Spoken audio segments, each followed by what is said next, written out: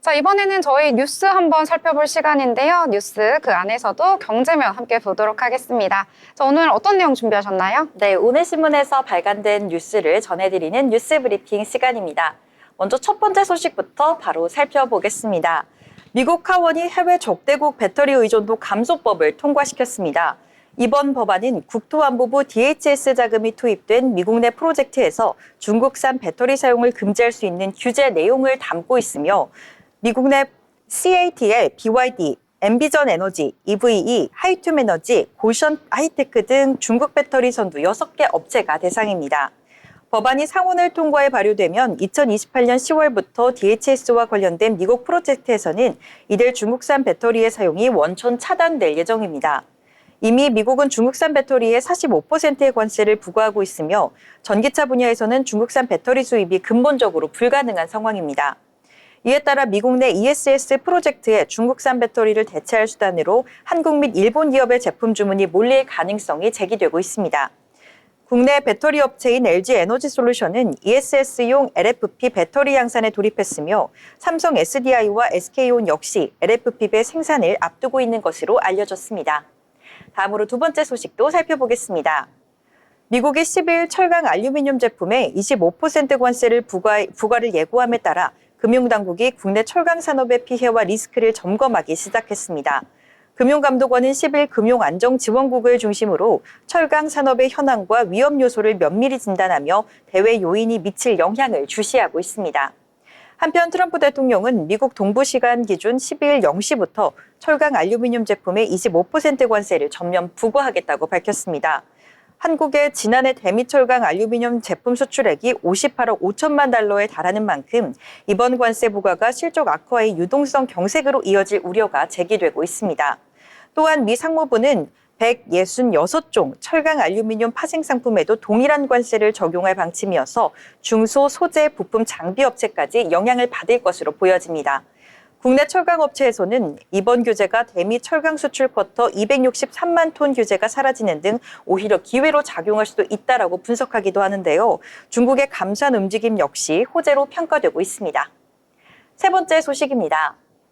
은행권 가계대출에서 고정금리 대출 비중이 급증하면서 고정금리 대출을 받은 영끌족들이 밤잠을 설치고 있다는 소식입니다. 정부가 2023년부터 고정금리 대출 확대를 핵심 과제로 추진하면서 금융소비자들의 낮은 금리 유혹에 이끌려 집중적으로 고정금리 대출을 선택했습니다. 한국은행은 경제통계 시스템에 따르면 작년 신규 가계대출 중 고정금리 비중은 31.3%였던 것이 올해 58.2%로 급격히 상승했으며 전체 가계대출 내 고정금리 비중은 62.1%로 역대 최고치를 기록했습니다.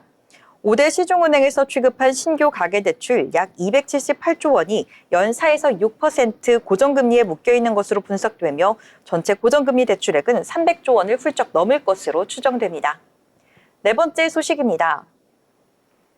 제4 인터넷 전문은행 경쟁이 이번 달 25일부터 시작됩니다. K뱅크, 카카오뱅크, 토스뱅크에 이어 더존뱅크, 한국소호은행, 유뱅크, 소소뱅크, AMG뱅크 컨소시엄 등 총 6곳이 예비인가 신청서를 제출하며 농협은행과 신한은행 등 기존 시중은행도 참여해 경쟁이 치열해질 전망입니다. 금융당국은 이번 심사에서 비수도권 중소기업 소상공인 대출 항목을 평가에 포함시키며 차별화된 금융지원 방안을 강조하지만 현재 인터넷은행들은 중저신용자 대출 확대 설립 취지와 달리 주택담보대출에 집중하고 있어 제4 인뱅도 같은 길을 가게 될지 주목되고 있습니다. 한편 인터넷은행 3사 가계대출 잔액은 2021년 33조 원을 넘어 2023년에는 69조 원 이상으로 증가했으며 주담대 비중도 크게 늘어나고 있습니다. 금융당국은 제4 인뱅인가 시 자본 규모와 신용평가 모델 등 경쟁력 요소를 면밀히 검토할 예정입니다. 다음으로 마지막 소식까지 한번 살펴보도록 하겠습니다. 닛산자동차의 우치다 마코토 사장의 실적 부진과 혼다와의 경영통합 무산에 대한 책임을 지고 이달 말 퇴임합니다. 닛산 이사회는 11일 우치다 사장을 포함한 주요 고위 임원들의 교체를 결정했습니다. 신임 사장으로는 멕시코 출신의 이반 에스피노사가 임명됐으며 그는 글로벌 상품기획 부문을 주도해온 인물입니다. 우치다 사장은 2019년부터 회사를 이끌어왔으나 닛산은 올해 회계연도에 800억엔, 우리 돈 약 7,800억 원의 순손실을 기록할 것으로 예측되고 있으며 경영난 속에서 교체가 단행된 것으로 보여집니다. 특히 혼다와의 경영통합 협상이 무산된 것도 사장 교체의 주요 원인으로 꼽히고 있는데요. 닛산과 혼다는 지난해 12월부터 지주회사 체제 아래 통합을 의논했으나 구조조정 문제 등으로 의견 차이를 좁히지 못하고 지난달 협상이 결렬됐습니다. 닛산의 새 경영진은 실적 회복과 함께 혼다와의 관계 재설정이라는 과제를 떠안게 됐습니다. 니케이는 경영체제 쇄신과 함께 혼다와의 재협 가능성도 검토 중에 있다고 전했으며 NHK는 새 경영진이 빠른 시일 내 전략을 내놓아야 하는 중대한 기로에 섰다고 분석하기도 했습니다. 업계는 닛산의 향후 전략 변화와 혼다와의 관계 협상 가능성에 주목하고 있습니다. 이상 뉴스 브리핑 전해드렸습니다. 네, 여러 가지 뉴스들 잘 정리를 해주셨습니다. 특히 최근 들어서 관세 이야기 계속 나오고 있는데요. 철강과 알루미늄에 예외 없이 25%의 관세를 적용하겠다라는 소식이 전해지긴 했는데 이것이 우리 기업들에게 악재로 작용하는 것은 아니라고 합니다. 어차피 전 세계에 있는 모든 철강과 알루미늄에 25% 관세를 부과하기 때문에요. 오히려 국내 철강 업체들이 더욱더 수출을 할 수 있는 길이 넓어질 수도 있고 또 상한선이 없어지기 때문에 오히려 다른 국가와의 가격 경쟁력 측면에서 더욱더 우위를 점할 수 있다라는 내용도 함께 나오고 있거든요. 이 부분까지 함께 체크하시길 바라겠습니다.